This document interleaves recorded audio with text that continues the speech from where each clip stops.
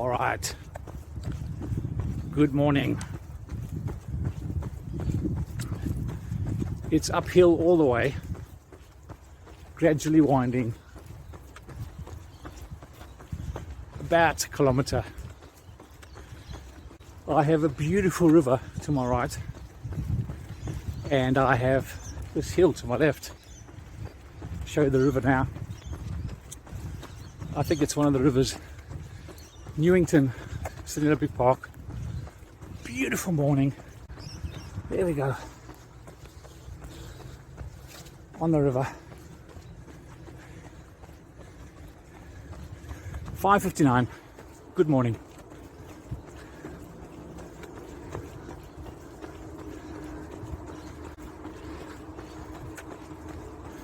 The first thing about sales momentum is that you must realize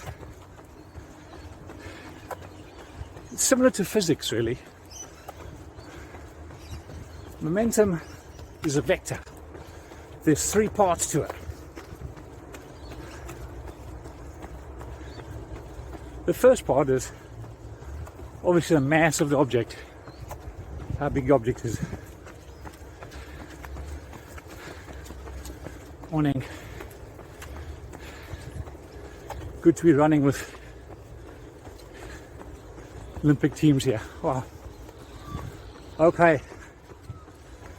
The first thing is with momentum is mass. How heavy you are, how heavy the object is. The next thing is speed. How fast you're going. Okay? And in sales, that's like how many ideal customers you're closing at the moment. What's your closing rate? What is your rate of leads to conversions? How many prospects are you converting? What's your numbers? So you need to know those numbers. One of the very important measurements to determine your sales momentum.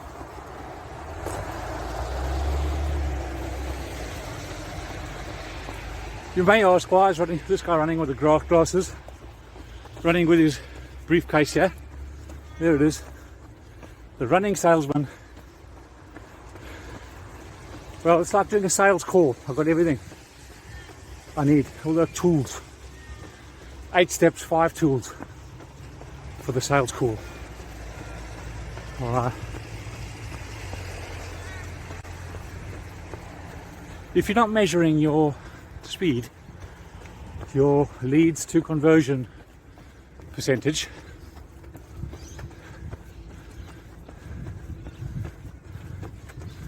you should prepare to do that, because history and science and statistics tell us that you only close about 30% of your leads on average.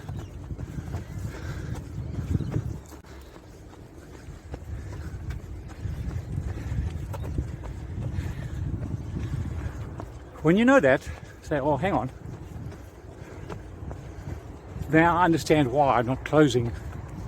I don't have enough sales because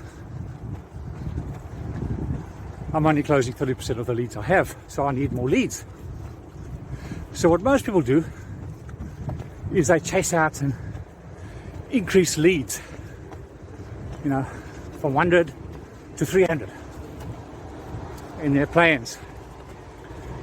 And that is not necessarily the right thing to do, because it's very expensive, it's time consuming, and the key factor is you may not be adding the right kind of customers to your business. Talk about that now.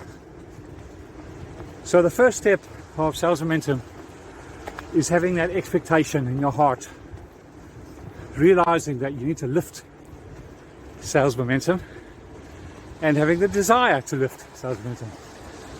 Because if you're cruising along like I am now, up this hill, and you think, you take it for granted that your sales momentum is going to continue, that's when the cracks start appearing and your sales momentum collapses. Pride, taking things for granted in sales, is your worst enemy in sales momentum. So you've got to be purposeful, you've got to be intentional to lift your momentum. So if you've got that intention in the beginning, you're in the right place. You can carry on running with me. Now as I run, I'm leaning forward slightly. It's the best angle to run to protect your knees, protect the impact and injuries for your body. Just gonna swing around now, beautiful river. Good morning everybody. Thank you for joining me on the sales business run this morning.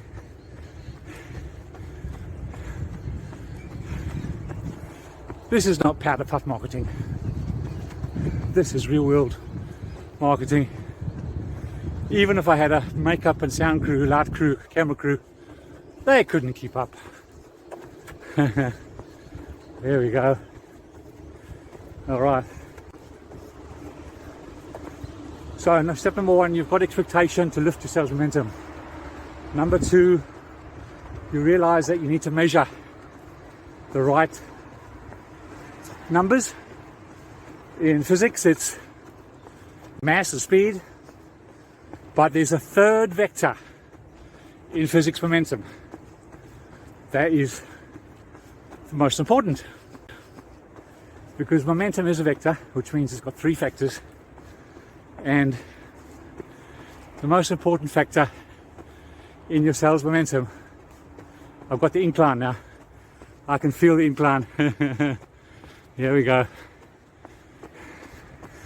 The most important factor in momentum is the third factor, the third vector, and that is momentum must have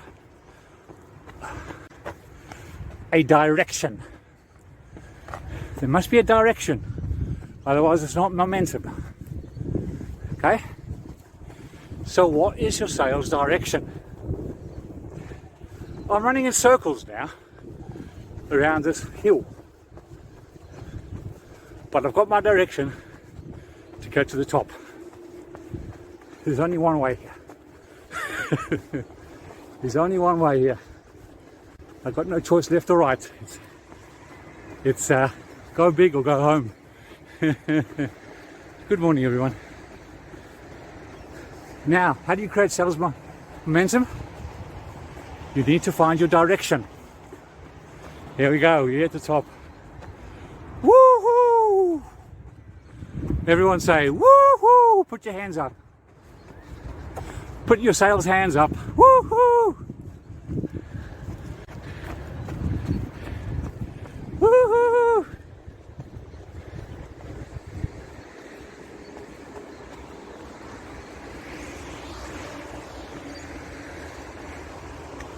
All right. Good morning everyone, Paul of Sales here.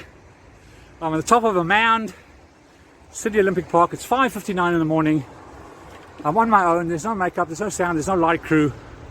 It's my pleasure to be with you, and it's about to rain. Okay, don't worry about that. Rain doesn't stop the sales momentum. Objections to your offer and your company and yourself do not stop your momentum. Now, how do you create direction in your sales? The first step is write down and be clear what is and who are your ideal customers. Okay? Most people make the mistake, they just run after any customer wanting revenue. And they don't realize that a lot of that revenue is bad revenue, in the sense it's customers who generate a lot of expenses and take a lot of your time. So you get fooled. You say, oh, I've got revenue. Revenue cannot be bad. It can be bad. Revenue which sucks your time, sucks your energy, especially if you're a business owner, is not right. You need to focus on 20% of your clients that bring in 80% of the revenue. Not spend time on 80% of the customers that bring in 20% of the revenue. That's the point I'm making this morning. How do you create direction? Well, be clear on who are your ideal customers. Write it down. What do they look like? Where are they? How do they purchase? Where do they hang out online? Where do they hang out? What are their needs? What problems can you solve for them? Can they pay? How do they pay? Do they pay on time? All right. Once you make your ideal customer clear, now you've got your direction. All right. Now, good morning, everybody. Talking about direction. Here I am on top of the mound, and at the top here there are 4 directional boards. Let's take a look at the first one, pointing north. Here it is. It's pretty much pointing north. All right. And it's talking about Parramatta to the left, Newington to the north, Haslam's Creek, and there we go. I want to swing around now to the south. Sorry, the east. There we go. Firstly, the east, where the sun's coming up. We've got Cronos Hill. We've got the Sydney Olympic Park Stadium. There it is, straight ahead up there. All right, that's east. Swinging around now to the south. There we go. We've got Flemington markets. We've got Lidcombe. And we're swimming around to the west. Auburn. There we go. Wonderful. Okay, everybody. Good morning. Once you've found your ideal customers, you've got your direction now. And now you focus on targeting them as your leads. And at the same time, you say no to customers who are not ideal, that potentially will waste your time, cost you money. It is like catching a bus. A few days ago, it was election day here in Australia, and we had to vote for our mayor, for the political party of the area, and voting closed at 6 p.m. I was lecturing online and I could only finish at 5, so I had about an hour to get from my place to the area that I have to vote in the beautiful Hunters Hill.